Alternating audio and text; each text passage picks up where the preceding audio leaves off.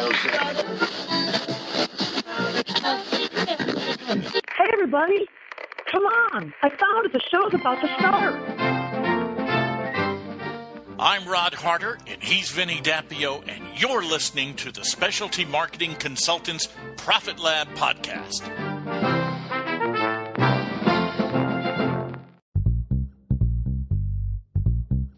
Hey, we're back. Welcome back to the Specialty Marketing Consultants podcast. Vinny, how are you, buddy? Oh, great, Rod. It just feels so good to be back on the air. When we first started doing these things, I'm saying, geez, how are we going to get material out there that everybody's going to want to hear? And now I look forward to doing them like crazy. Well, the more you talk about this, the more you realize how much is out there. And every time you and I sit down with a client, we realize, hey, we're in this stuff all the time, and that doesn't mean the people we're talking to know it at our level. You know, you just have to help them along, and education's just an important part of what we do. Oh, and buddy, I admit it. I'll be the first one to say I'm guilty. I use that word copy like people use the word dog. You know, everybody knows what a dog is, but not everybody understands what copy is. And when we say the word copy, we're basically talking about the written word, what we write down. A copywriter. When I heard the word copywriting, I thought you were taking a record and sending it to the Library of Congress, and nobody could, copy that record without your permission. I think that's pretty common with everybody. I went through the same thing years ago before I started writing. And, we like you said, we throw that term around an awful lot, and it really does mean sort of the opposite of what most people see on websites and the letters they get in the mail. Those are really, I call them, a bunch of facts and figures and things like that. You and I write, and what we teach is writing with personality. That's so true, because you want to give your customer a feeling of, hey, I can relate to this person. I can relate to this advertising. They're speaking my language, not their language. Exactly. And what we're doing is spreading the gospel that we've learned years ago. Direct response marketing under that umbrella is copywriting, and specifically writing with copy. So you bring up a good point there, and we take it for granted because we live in this stuff every day. Writing copy is a big part of this because, as we said the other day, any decision or any major purchase somebody makes is done because it's an emotional decision that triggers something in their mind. They're not usually making a purchase because it makes good sense. God, what's his name, Rod? The author, he wrote in the book where he said if you broke down the marketing concept as 100%, you'd find that basically 10% of it is copy, what you're writing about. Right. About 20% is actually, the product itself, the benefits and features and all that. And like 70% of it is, are you getting this to the right audience? Right. Well, he wrote a book, I think it was called Finding the Starving Crowd or the Starving Audience. Who was that guy? It's Gary Halbert was there the you original go. one to say it. Yeah. That's the guy I'm talking about. I mean, it's a great book. Unfortunately, you don't want to misread it like, oh, copy's not that important. Copy is extremely important. Right. What your prospective client or existing customer wants to read has to be something interesting to them. Sure. And then, of course, your product. You can't be, selling dog biscuits and you're advertising at a cat convention. Right. But the starving crowd, are you hitting the correct audience? Right. And that's such a big piece of, here we go again, we're using direct response marketing. Folks, direct response marketing is not a term to be afraid of. All it means is you're still advertising and marketing your product, but you're doing it in a way that generates someone or pushes them towards a response of your advertising and marketing. That's all it really is. Yep. And John Carlton years ago said, what the job of anybody, whether you're in sales or marketing or any part of this, when you are doing direct response marketing, you have to picture your client sitting, this big sloth of a mess, sitting on his couch in his house. He's a couch potato, and it takes all the energy in the world for the guy just to roll over and pick up the channel changer. and you're asking him to reach in his wallet and take his money out, and in many cases, subscribe to something on the internet or come down to your store. And, people are basically lazy. They have to be motivated. And by putting that starburst in an ad that says, come on down, we've got, the President's sale this weekend, that only helps about 2% of your market, because the rest of people may not be ready to buy that day. Great point. Yeah. Great point, because, the old, we've been drilling it to you for, I don't know how many podcasts and tutorials on the website now, but the existing way, the copycat way, the incest or brand or image marketing, that's what most of you are doing today. But the other way to approach it is, instead, again, we're talking about casting that huge net. You don't necessarily need a huge net. What you need is to make sure you're fishing in the right pond. Right. So that sort of dovetails right into what we want to talk about today, which is finding your target audience. Because the last thing you want to do is to spend your hard-earned dollars and throw a huge net over a giant area and only get one or two little minnows. You want to fish, like Vinny says, in the right pond. So I believe that requires some detective work. You kind of take that mental image of putting on your little sleuth, what is it, those English detectives used to wear with their pipes, you're Sherlock Holmes. Right, you're Sherlock Holmes, or you can be Columbo or whoever. I got to get one of them. Yeah, you have to be a detective. If you're really going to go in and analyze your business, you have to be a detective, because the clues are there. And most people, unfortunately, they get a client, they take care of them. They provide a service or they sell them a product. And then what do? They repeat that process, and they work like dogs to go find another one of those people. And, yeah, that works if you've got 10 or 15 years. But if you want to build your business fast, you want to use the power of the written word. Now you can include videos, but you want that whole process to fall under the realm of direct response marketing. So you've got your detective hat on, and now you need to go back into your business, close the door to your office, and either you or you and your staff, somebody in your business, needs to really dig down, turn off your cell phones, and focus on who your ideal customers are. What do they look like? Like holding up an X-ray. What does the best and ideal customers that you already have look like? A perfect example would be you're an optometrist. What in your right mind would make you advertise to blind people? Right. Exactly. You can basically get a mailing list drilled down to the most finite details you want. Yep. Because, I was being facetious. You're not going to find very many forms. Anytime you go to a store or you buy a product and they ask you to fill out their questionnaire as far as what's your household income, are you male or females, married or single, whatever. There are databases out there that create these mailing lists that take just that information. And we've all answered one, so therefore we know it's out there. Sure. Now all you have to do is drill it down to make sure my ad doesn't go to the New York Home for the Blind. Right. They're not going to buy any reading glasses from me. I'll guarantee you that. Yeah, and when it comes to – there's two different ways of growing your business. Of course, you can go after new prospects. That's one part of the pillar that we teach. But another important part of that pillar is taking care of the clients and customers you already have.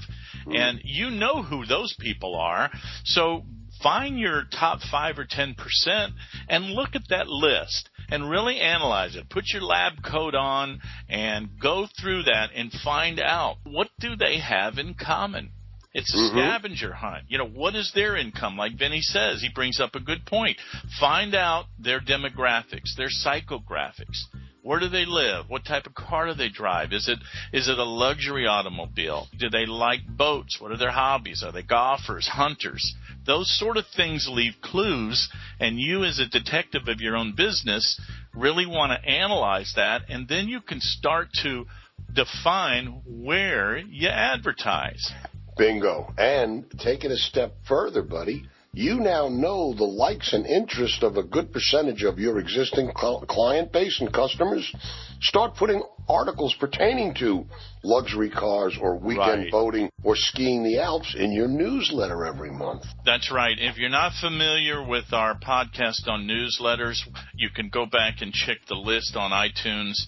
That's an important podcast, and we're going to talk more about newsletters in the future. They're a huge revenue source for you, and that's how you break down that barrier of people that may even be your customer but don't know you well. Right. Today we really want to get the point across, though, with today's podcast of you're going to be writing great copy. I'm not going to say you can. You're going to be writing some great information, what we keep calling copy. You're going to be writing some very interesting stuff in your ads. Right. And you're going to turn around and you're going to present them with something that they're going to find valuable and of use to them, more than likely for free.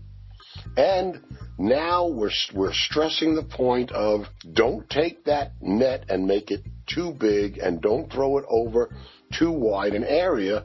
So if you have identified your existing customers, your existing patients, and your existing clients, and you know what they have in common, let's assume you've taken that step.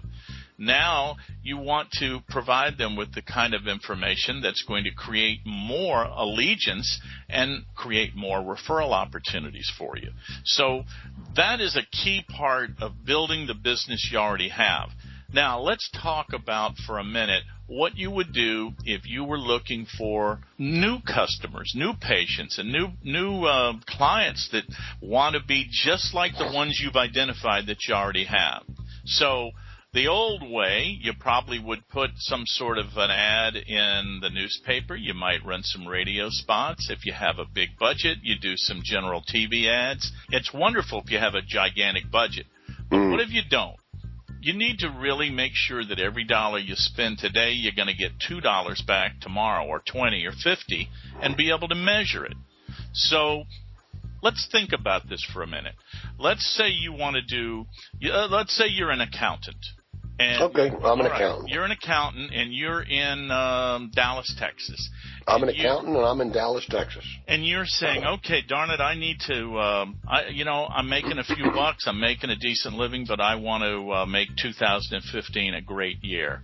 So instead of doing what you've been doing, which unfortunately a lot of accountants don't do much advertising at all. They grow their business through word of mouth, and all that works if you have 5, 10, 15 years. But say you have identified your ideal prospects, and now you find out, okay, most of my, 60% of my clients read this publication, or they live in this area of town.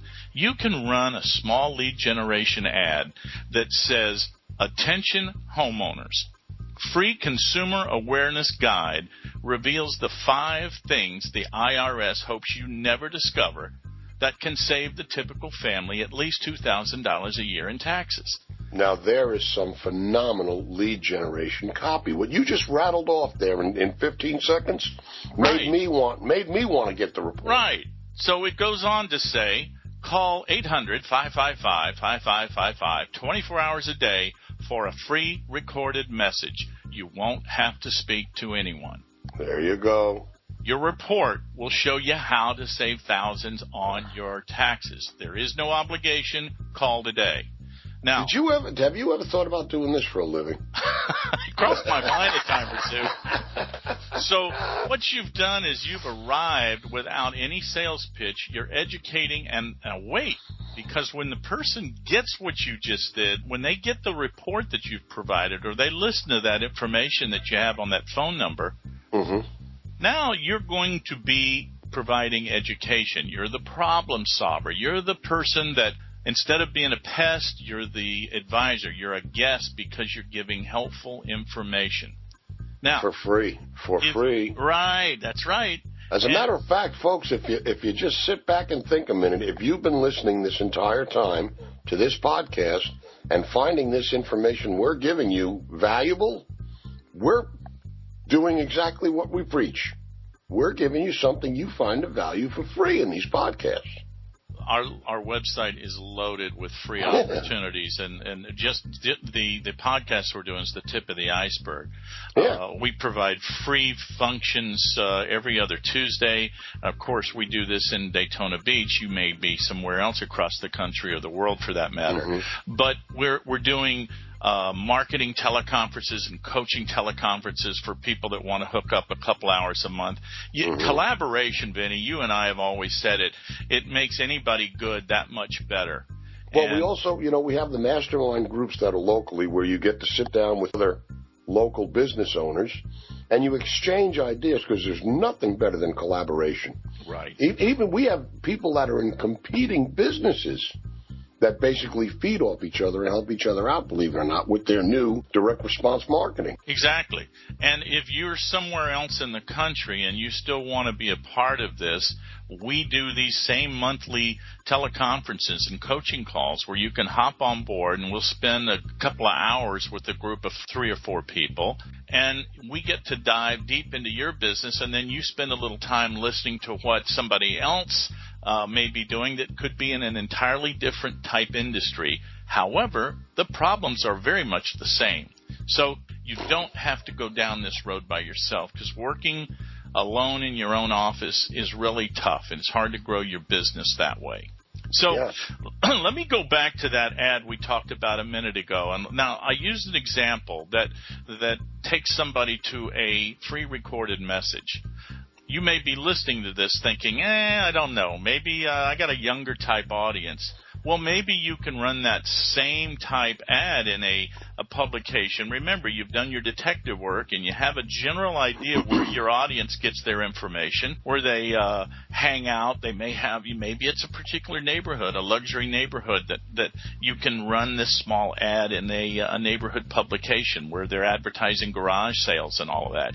The point is, you don't have to drop a lot of money to put a small, 3-inch square lead generation ad. So your same ad is there, but instead of telling them to go to a free recorded message, you take them to something called a landing page on the internet. And you have a dedicated web page. Now, you don't want them to go to your regular website, because we want them to have blinders on, and when they go to your website, we don't want to give them the ability to navigate off of it or be distracted. So you've got a simple little one-page website called a landing page or squeeze page, and you tell the people exactly why they're there. Obviously, they've come there because they've responded to your ad. So you have that repetitive headline that echoes what the same message they read in the newspaper that took them to your website. And you just have maybe a 1-minute short video that welcomes them there, thank them, and then tell them what to do. Read this real quick. You want this report, describe it, and just opt in right here by giving us your email address. So now, instead of chasing people down and forcing yourself upon them and being what I call caveman sales, where you chase people down, whack them on the head, and drag them back to your cave, you're now attracting people.